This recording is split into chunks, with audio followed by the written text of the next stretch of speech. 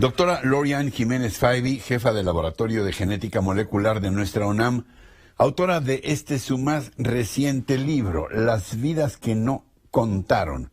¿Cuántos mexicanos murieron realmente en la pandemia? Doctora, antes que nada, gracias por esta nueva conversación. No, al contrario, gracias, gracias por el espacio y permitirme platicar sobre esto. Doctora, se ha venido manejando la cifra oficial de 300 y tantos mil muertos en la pandemia, pero tú hablas aquí de más de 700,000. A ver, retomo el subtítulo de tu libro. ¿Cuántos mexicanos realmente murieron en la pandemia y por qué no se ha dado a conocer esta cifra? Sí, bueno, la cifra se ha dado a conocer, pero ha habido mucha falta de transparencia por parte del Gobierno de México, la Secretaría de Salud, etcétera. Es decir, sí se ha estado publicando, o se había estado publicando. Sí, pero no por parte del gobierno. No, de hecho sí, el gobierno ha estado publicando un reporte de exceso de mortalidad, al cual desde luego no se le da difusión, está ahí en internet, ¿no? Y este reporte se había estado actualizando cada mes o mes y medio desde hace más de un año. Ahora, desde el 1 de enero se ha dejado de actualizar. Entonces, no se tienen ya cifras desde hace casi 4 meses, pero se tienen estimaciones de cuál es el número de defunciones reales a consecuencia de la pandemia, ya sea como consecuencia directa de la enfermedad COVID-19 o bien como secundaria, es decir, no por COVID-19, pero sí a causa de la estrategia sentada para controlar la pandemia, de muertes que no pudieron atenderse porque los hospitales estaban saturados o cualquier otra causa, vamos a decir, derivada de la pandemia. La estimación que tenemos es el último reporte de exceso de mortalidad a nivel internacional que se publicó a finales del mes de marzo en la revista The Lancet, sienta a México en la 4ª posición en números absolutos de muertes a nivel mundial, solo detrás de Estados Unidos, Rusia y la India, con 798,000 muertes a consecuencia de la pandemia. Esa parece ser la cifra más real que tenemos el día de hoy sobre el costo en vidas que la pandemia ha tenido en nuestro país. Estamos hablando de prácticamente 800,000 muertes. La pregunta que sigue pareciera un absurdo. Yo no sé si te la puedo plantear, doctora. ¿Todas estas muertes eran inevitables o pudo haberse reducido el número de muertes de haber aplicado políticas distintas a las que se tomaron como medidas durante toda esta crisis de 2 años? Sí, esa de hecho es una excelente pregunta, porque qué porcentaje de estas vidas fueron muertes prevenibles y cuántas en realidad hubieran ocurrido indistintamente de cuál haya sido la estrategia, cuál hubiera sido la estrategia sentada aquí en nuestro país para el control de la pandemia. Y la respuesta es, por lo menos, del 2021, cuando se empezó la vacunación, vamos a decir, a partir del mes de febrero del 2021, que se inicia con la vacunación masiva, en todo el mundo se considera que por arriba del 90% de las defunciones causadas por COVID-19 son hoy consideradas como muertes prevenibles. Entonces, de esas muertes, claro, muchas ocurrieron durante el primer año de la pandemia. Sí, desde luego, hubo muchas muertes en el primer año de la pandemia, no por la vacunación, pero si se hubiera sentado una estrategia coherente de comunicación hacia la población, en donde se hubiera desde el inicio indicado el uso de medidas preventivas simples, efectivas, de bajo costo, como el uso del cubrebocas, por ejemplo, se hubieran salvado muchas vidas desde el inicio de la pandemia. Si no se hubiera dado el mensaje criminal de decirle a la población, quédate en casa, al menos que tengas problema para respirar, quédate en casa, al menos que te falte la respiración. Ese fue el mensaje que el doctor Hugo López-Gatell mandó a la población durante más de un año de pandemia. Y esto llevó a la gente a llegar al hospital demasiado tarde para poder salvar sus vidas. Entonces, sí hay muchas cosas previo a la vacunación que hubieran podido ser distintas, que hubieran salvado muchas vidas. Y después de la vacunación estamos hablando que alrededor del 90% de las muertes son muertes que se consideran prevenibles. Entonces, dar una cifra es muy complicado, qué número exactamente hubieran sido prevenibles, pero sí podemos compararnos con otros países, desde luego, ¿no?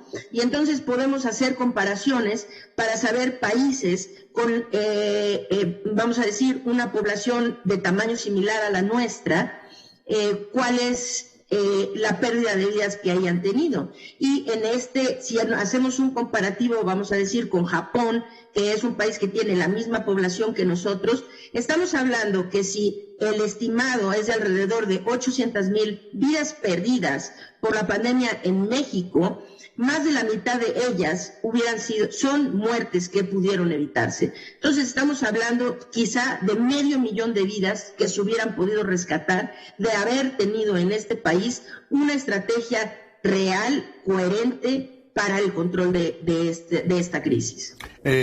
¿Hay algún otro país donde se le haya dicho a la población, desde las más altas esferas del poder, no solamente el doctor López-Gatell, el vocero y encargado de la estrategia antipandemia, sino el propio presidente López Obrador, que el cubrebocas no era necesario? Pues hasta donde sé, sí han habido, es decir, otros líderes tan irresponsables, tan negligentes como los nuestros. En un inicio, el presidente de Brasil, Jair Bolsonaro, también tuvo muchas de estas actitudes de no quererse poner el cubrebocas. De hecho, se le empezó a sancionar económicamente al presidente cada vez que se presentaba en un evento público sin cubrebocas. También empujó medicamentos sin ninguna base científica, como aquí se hizo en la Ciudad de México, de administrar ivermectina a centenas de miles de personas sin una base científica, sin ni siquiera informarles que se estaba haciendo una experimentación con ellos, ¿no? También Bolsonaro estaba empujando no la ivermectina, sino la hidroxicloroquina. Es decir, podemos hablar algunos líderes en particular. Creo que el que más se acerca es Bolsonaro. Pero, y desde luego, al principio de la pandemia, Boris Johnson, de Gran Bretaña, también fue muy irresponsable de querer decir que era mejor que la gente simplemente se infectara, vamos a irnos por la inmunidad de rebaño.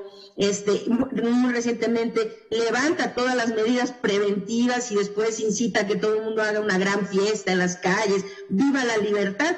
Pues sí, acto seguido han seguido muriéndose gente innecesariamente en su país, ¿no? Entonces sí han habido muchos que han sido muy irresponsables, ¿no? En su momento Donald Trump fue en exceso irresponsable, también negacionista del uso del cubrebocas, empujando medidas que no tenían ningún sustento científico, etcétera. Pero aquí la diferencia muy importante es que Boris Johnson, por presiones o por la razón que sea, ha ido rectificando en el camino. Bolsonaro, de hecho, rectificó, y Brasil sí finalmente terminó teniendo una estrategia de vacunación de cobertura muy amplia, han vacunado a los menores de edad, es decir, finalmente reconocer desde el gobierno, me equivoqué. Sí, o no sé si son personas como son de corte muy populista, bueno. y precisamente su discurso siempre es muy demagógico, qué sé yo, nunca admiten un error. No sé si abiertamente han admitido el error, pero se infiere que admiten un error cuando rectifican. La diferencia con nosotros es que aquí nunca se ha rectificado el camino. Es decir, la semana pasada todavía López-Gatell volvió a insistir en que ahora el uso del cubrebocas ya no es indispensable. Bueno, para él nunca lo fue. Y así han muerto cerca de 800,000 personas en nuestro país por la negligencia de este hombre y su comunicación completamente errática y anticientífica. Por cierto, el señor López-Gatell y el propio presidente han decretado que la pandemia terminó, que ya no va a haber más información porque hay muy pocos muertos y muy pocos hospitalizados a causa del COVID-19. ¿Es así? ¿La pandemia está totalmente finiquitada y ya se puede salir a las calles y a cualquier lugar sin cubrebocas? De ninguna manera. Apenas hace unos días se está dando una noticia que podría terminar siendo una noticia realmente muy lastimosa, que es que Sudáfrica está sumida en un nuevo repunte. Sudáfrica está sumida en un nuevo repunte por las subvariantes de Omicron, BA4 y BA5 y parcialmente de la BA2, 12.1, que son subvariantes sumamente contagiosas, y BA4, BA5 parece que adicionalmente tienen la capacidad para evadir la inmunidad, por lo menos parcialmente, la inmunidad generada tras la infección de la variante original de Omicron, que era BA1. Esto es una pésima noticia. El virus sigue evolucionando, sigue mutando, y ahorita un repunte en Sudáfrica significa que ya todos los focos rojos en Europa están prendidos. De hecho, hoy en la mañana sale una nota en la BBC hablando qué significa para el Reino Unido que ahora Sudáfrica esté en un nuevo repunte. Le suenan todas las alarmas nuevamente de que la situación puede complicarse. Esperemos, don Ricardo, que la situación no se complique al grado de que volvamos a ver repuntes realmente muy serios de defunciones, porque hay que recordar que ahora tenemos a una proporción relativamente amplia de la población vacunada, pero no hay garantía de que vaya a ser así.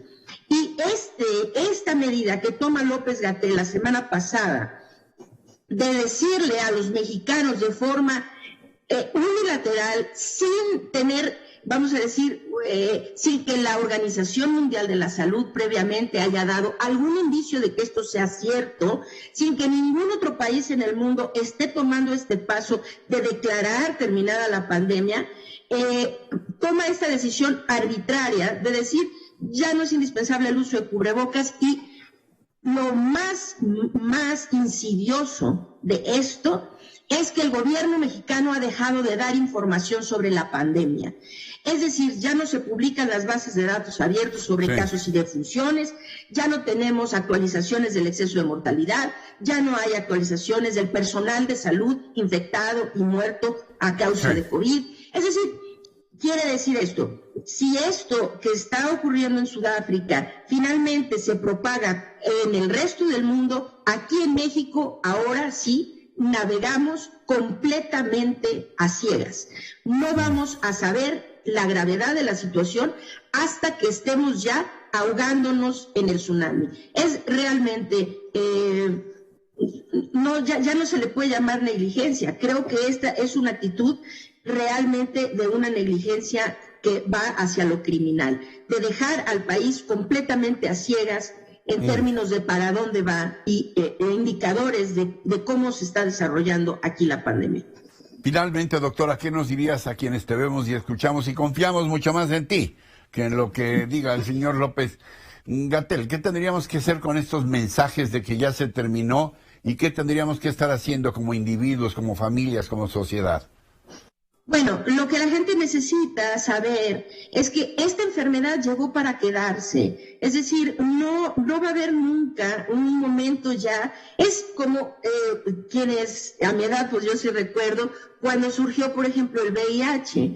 Antes, pues nadie hablaba de VIH, era un virus que no teníamos. Y entonces había ciertas cosas, comportamientos que se llevaban a cabo antes del VIH y ahora, y que después cambiaron posterior al VIH, porque sabemos que es una enfermedad que se transmite por ciertas vías, entonces hay que tener cuidados especiales para evitar la transmisión.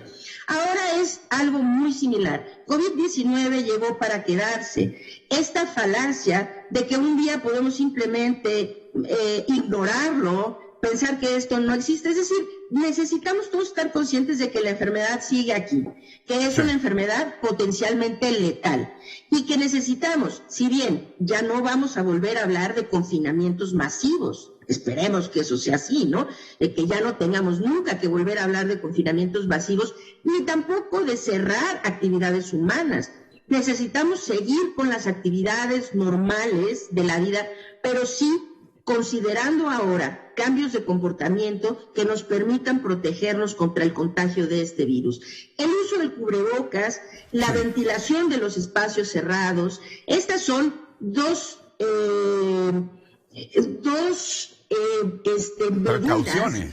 precauciones que vamos a tener, aunque queramos o no, ahorita reconocerlo hacia adelante. Estas son cosas que llegaron para quedarse, sin duda. Doctora Lorian Jiménez Faibi, jefa del Laboratorio de Genética Molecular de nuestra UNAM, gracias por esta nueva aportación, por este nuevo libro, y estaremos muy atentos y siempre pendientes y con este espacio abierto. Muchísimas gracias, un placer. Muchas gracias por el espacio. Hasta pronto, doctora. Gracias.